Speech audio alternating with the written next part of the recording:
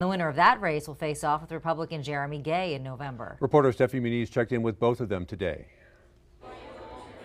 Doug, Shelley, well, right now the Democratic Attorney General race is pretty close. At our last check, it looked like Raul Torres was leading with 54% of the votes. Meanwhile, Brian Colon had 46% of those votes. Now, here at the Raul Torres campaign headquarters, his supporters are watching the votes come in. We talked to him this morning when he voted at the Montezuma Elementary School. Earlier, I did catch up with Brian Colon at his home. He says he spent the day at Varela's Coffee House and is grateful for all the voters that went out and voted today. Although Torres is leading, Colon has not given up yet. I'm just grateful. I really am. Of course, we're optimistic, but really my main emotion right now is just grateful. We're eager to get engaged in a lot of those big policy issues and just looking forward to the future.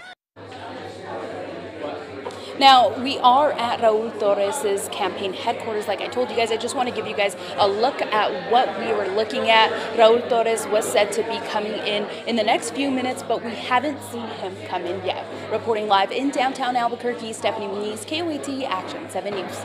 The New Mexico Attorney General is allowed to serve 2 terms. Hector Balderas has already done it. Let's talk about this race a little bit more now. And speaking of Hector Balderas, he came out in support of Brian Colon, whereas U.S. Senator Martin Heinrich came out in support of Raul Torres.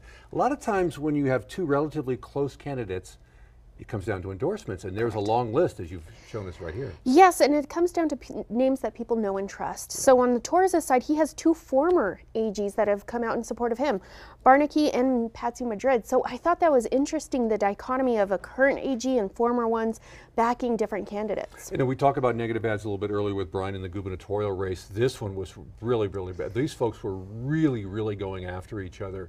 And sometimes it got really, really personal. A lot of times it got off into the weeds about where they were getting their money, where they weren't getting their money. What really resonates with the voter?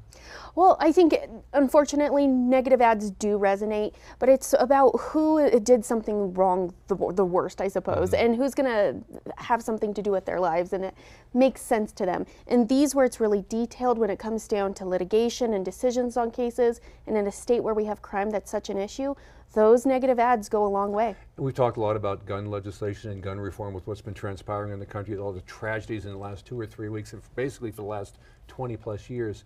Do you see either one of these candidates spearheading efforts to try and rein in gun control and gun reform here in New Mexico? Certainly, if Torres is the one that takes the bid on the Democratic side, he already has an endorsement from Moms Demand Action on Gun Reform. And so that endorsement and presumably some financial contribution means that he'll have more to say going into the general, and if elected, might take some suit against guns. This one, a lot of times, this particular race doesn't get a lot of attention, but this one certainly has, and I'm sure that will continue through November. Rhiannon, thank you.